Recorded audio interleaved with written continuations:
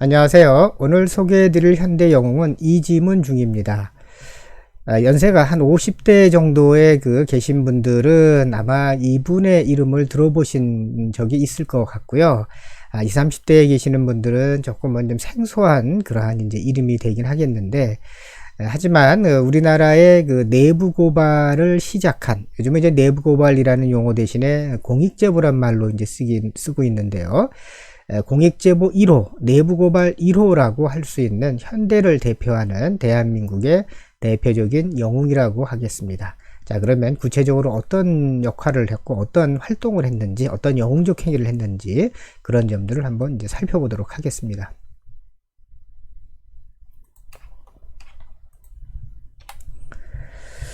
나이는요, 1968년생이니까, 지금으로 따지면은, 지금 나이로 계산하면 한 50대에게 되겠죠. 근데 1968년도 생이고, 고려대학교 정외과를 졸업을 했고요. 여러분들 아시는 것처럼, 이제 대학 3학년, 4학년 때는 학생 군사 교육을 받을 수가 있죠. 그러면은, ROTC로 이제 임관을 하는 그런 이제, 소위 장교임관이 되게 되는데요. 소위로 임관을 한 이후에 이제 현역 보병 소대장 중위로 이제 근무하던 그때에 이제 이 벌어졌던 그러한 일이 사건이라고 해야 되나요? 어떤 영웅적 행위가 일어났던 때가 되겠습니다.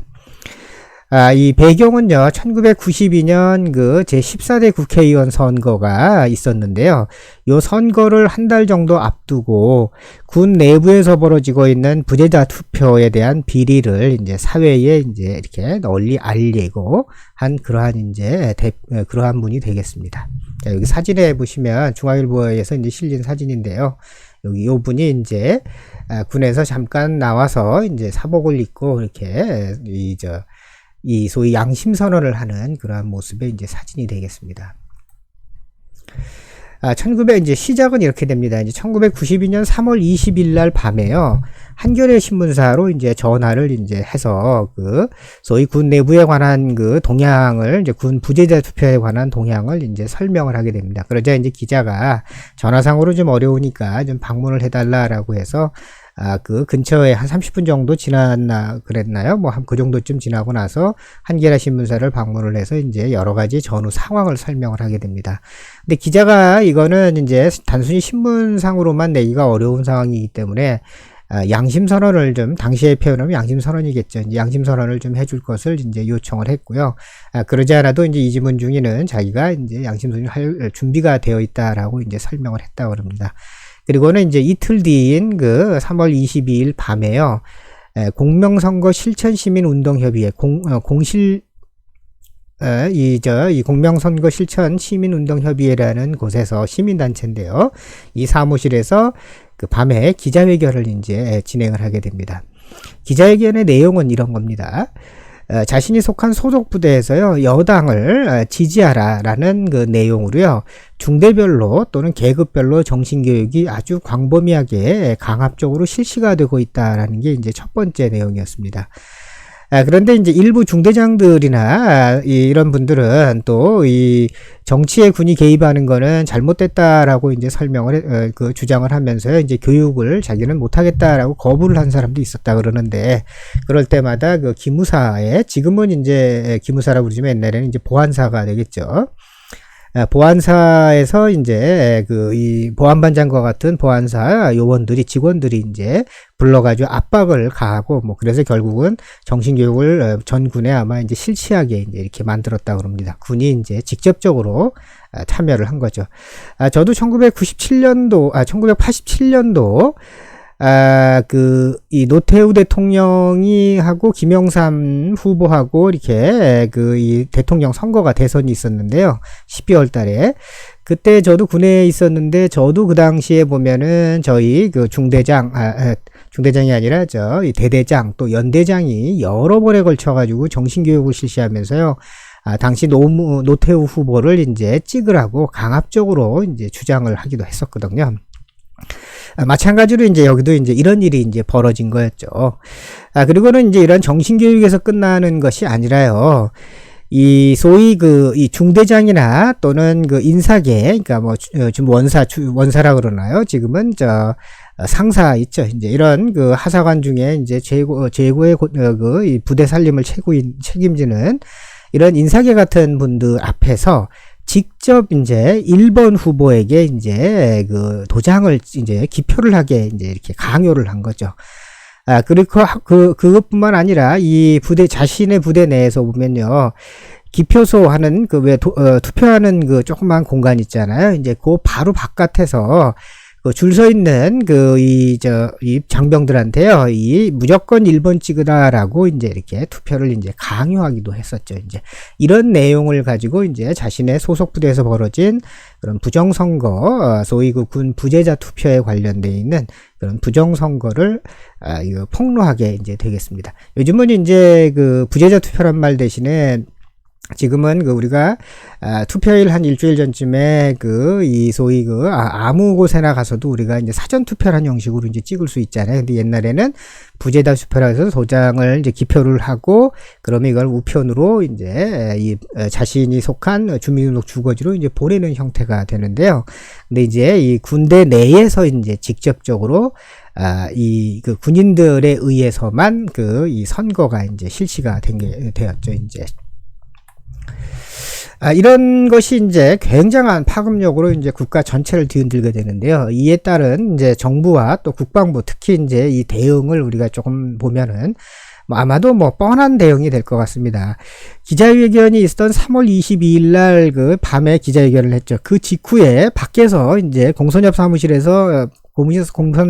바깥에서 이 수도방위 사령부의 헌병대의 이 수사요원들이요, 수사직원들이 한 20여 명이 대기하고 있다가 11시 10분쯤에 그 앞을 나서는 이지문 중위를 이제 체포를 하게 됩니다.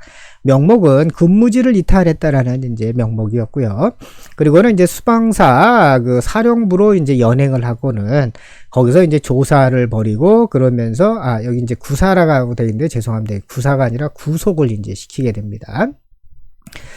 이런 이제 행위에 이제 조사하고 또 구속하는 일련의 과정 속에서 국방부는 이지문 중위가 한 말은 전부 다 허위다, 가짜다라고 이제 발표를 하고 있고요. 자신들이 직접 군부대에 이제 확인을 해봤더니 이런 일은 없었다라고 다 한다라고 하면서 이제 이게 전부 허위다라고 이제 국방부는 그렇게 발표를 했고요.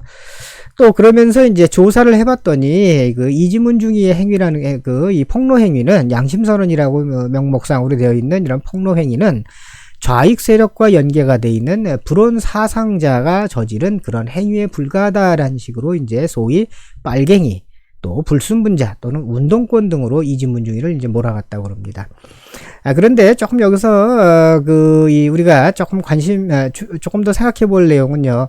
ROTC로 대학 생활을 한 이지문 중위는 이 학생운동이 당시에는 이제 굉장히 활발했지만 한 번도 학생운동에 나가서 이제 시위에 참여한 적이 없었다 그럽니다. 그러니까 어떻게 보면 운동권이란 말과는 전혀 거리가 상당한 거리를 유지하고 있는데요. 그럼에도 이제 이런 식으로 좌익이다, 빨갱이다라는 식으로 이제 국방부는 이제 이렇게 매도를 하고 발표를 해 나갔습니다. 그리고는 이제 구속이 아까 된다고 말씀드렸는데 구속이 됐지만 이걸 가지고 재판을 한다고 해서 어떤 재판 결과가 나올지는 뻔한 내용이기 때문에 결국에는 이제 기소유예로 석방을 하고는 그리고는 이 3월 22일 날 벌어진 일인데요. 그 해에 한 달쯤 뒤에 이등병으로 강등을 시켜버리고 이제 불명예 전역 조치를 해버리게 됩니다. 즉 이제 군에서 내쫓아 버리게 되죠. 이제 군에서 이 강제로 전역 조치를 당한 이지문 중위는요, 이제 이후에 두 차례에 걸친 크게 이러한 법정 다툼을 벌이게 되는데, 하나는, 예전에는 소위 ROTC를 비롯한 조금 인재들의 경우는 이 대기업 같은 데서 미리 채용을 먼저 해 놓습니다. 그래서 이제 군 제대 후에는 자신의 기업으로 이제 이렇게 입사하는 형태를 당시에는 좀 유지를 했었죠. 당시에 지금처럼 이렇게 어떤 인적 자원이 풍부를 하지를 않았던 시절이기도 하고 또 하나는 당시에 이제 경제가 우리가 이제 급성장하는 시절이다 보니까 많은 그 인재들이 필요했기 때문에요. 먼저 조금 자기들이 볼 때는 우수한 인재를 미리 이제 소위 잡아두는 형태로 사전 채용을 해놨는데요. 그런데 이제 이지문 중위가 강제로 전역 조치를 당하자 이제 이 모 기업, 뭐 제가 어떤 기업이라고 밝히기는 좀 그런데 아무튼 이 기업에서는 그 장교가 아니라는 이유로 입사를 거부해 버립니다. 아마 이거는 핑계일 것 같고요. 아마 당시에 정치권의 압력으로 이제 이 기업에서는 이 대기업에서는 이제 이지문 중위의 채용을 이제 거부해 버립니다. 그래서 이제 첫 번째로는 그 부당 채용을 이제 부당 채용 채용 거부에 대한 그러한 이제 부당함을 이제 소송으로 이제 법정에서 이제 다투기 시작을 했고요. 또 하나는 강등 처분을 아까 했었죠. 이제 이것을 이제 소위 부당하다라고 해서 이러한 소송 두 가지를 이제 진행을 하게 됩니다. 이것이 이제 1995년 2월 달에요. 대법원에서 확정이 되게 되는데 어떤 식으로 확정이 되냐면은 소위 강등 처분한 것과 채용 거부한 것이 전부 다가 이제 무효다라고 이제 그렇게 이제 대법원 확정이 되면서 명예를 이제 회복하게 됩니다. 그 이후에는 이지문 중위는 공무원이 소위 그 국가가 이런 거를 차별하지는 않지만요. 근데 눈에 보이지 않는 그러한 것들이 작용을 함으로써 이제 공무원이 될 수도 없었고요. 또 기업에 채용하는 것도 거의 불가능했습니다. 그래서 할 수 있는 일이 소위 이 시민단체로 간다거나 아니면 당시에 야당으로 이제 지금의 있는 민주당이 되겠죠. 이쪽으로 옮겨서 활동하는 정도가 되는데요. 이지문 중위는 그 서울시 그 당시에 이 지방정부의 그 의원으로도 이제 조금 일부 몇 년을 활동을 했고요. 그 이후에는 이제 참여연대라는 곳에서 이제 공익제보자 지원단의 이제 실행위원으로 또 활동을 했고, 또 한국 공익신고지원센터라는 곳을 만들고 거기서 소장으로 이제 역임도 하고 그랬습니다. 그러면서 이제 소위 그 제야 속에서 이제 활동하는 그런 형태로 이제 삶을 살아왔습니다. 우리가 이제 이지문 중위를 이 소위 그 영웅으로 선발한 그 가장 큰 이유 중에 하나는요, 이 공익제보가 이게 미치는 영향력 때문에 그렇습니다. 이것은 사회를 파괴하는 것이 아니라 사회를 더 나은 곳으로 만드는 이제 기능을 했기 때문인데요. 그 이지문 중위가 이제 양심선언이라는 소위 그 내부고발, 즉 공익제보를 실행한 직후에요. 바로 직후에서는 어떤 현상들이 벌어졌냐면은 군 장병들의 내부의 제보들이 이제 잇따라 일어나게 됩니다. 그래서 아마 수백 건의 이제 제보가 각 신문사나 기타 정치단체로 이제 이렇게 알려졌다, 이제 제보가 이제 계속 줄을 이었다 그럽니다.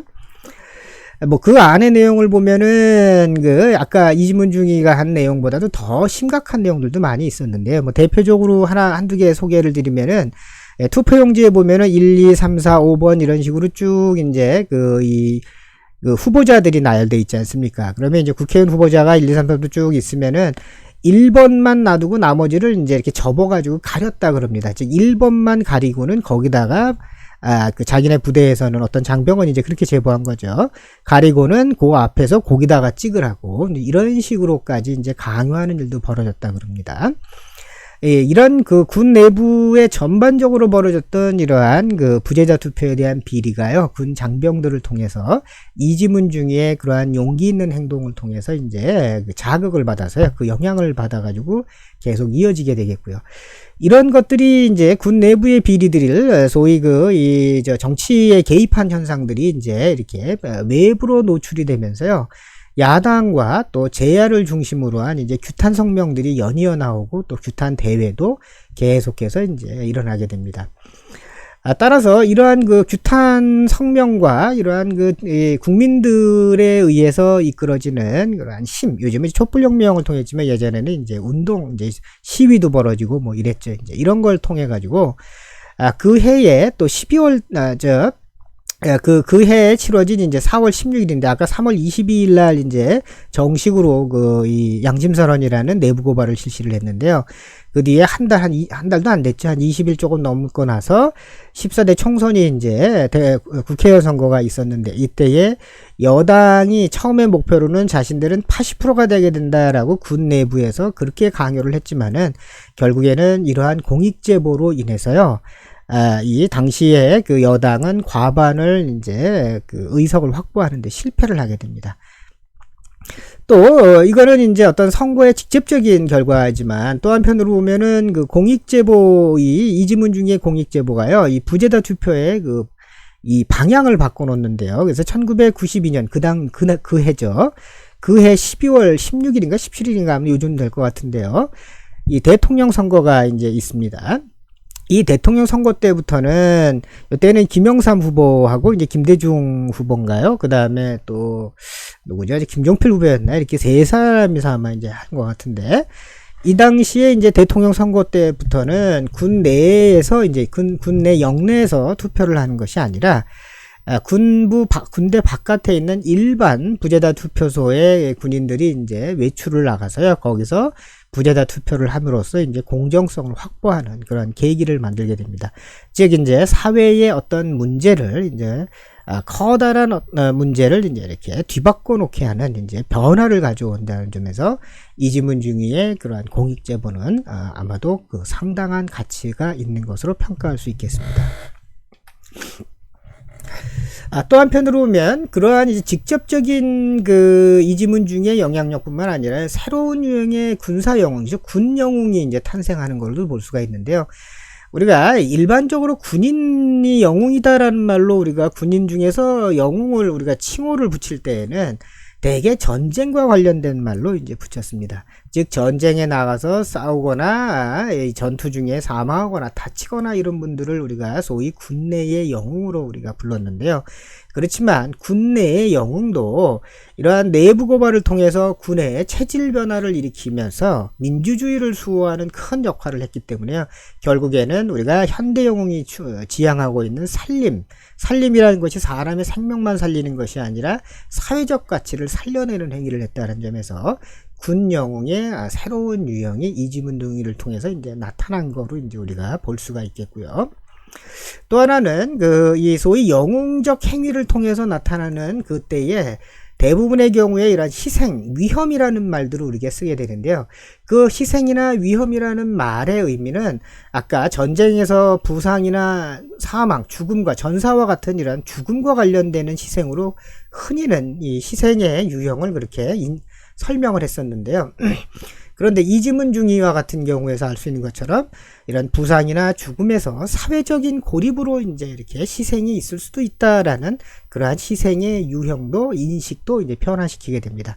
즉 사회적 고립이라 그러면 이지문 중위가 속한 거는 군이죠. 군대에서 완전히 고립당하는 게 되겠고, 또 한편으로 보면 이지문 중위의 가족, 또 그 다음에 재정적인 경제적인 어려움, 또 구속까지 당하면서 어떤 몸의 그 인신의 그 폭이 이제 인신의 폭을 아예 할 수 없게끔 강제되는 거죠. 이제 그런 식으로 이제 사회적 고립이 고립 또한 이제 하나의 희생의 우리가 유형으로 볼 수도 있다라는 이지문 중위의 그 내부 고발, 공익 재발을 통해서 이런 두 가지의 또 다른 우리가 영웅의 측면에서 보면 새로운 것들을 어떤 정착시킨 또 그렇게 하나를 이제 만들어낸 분이라고 이제 볼 수가 있겠습니다.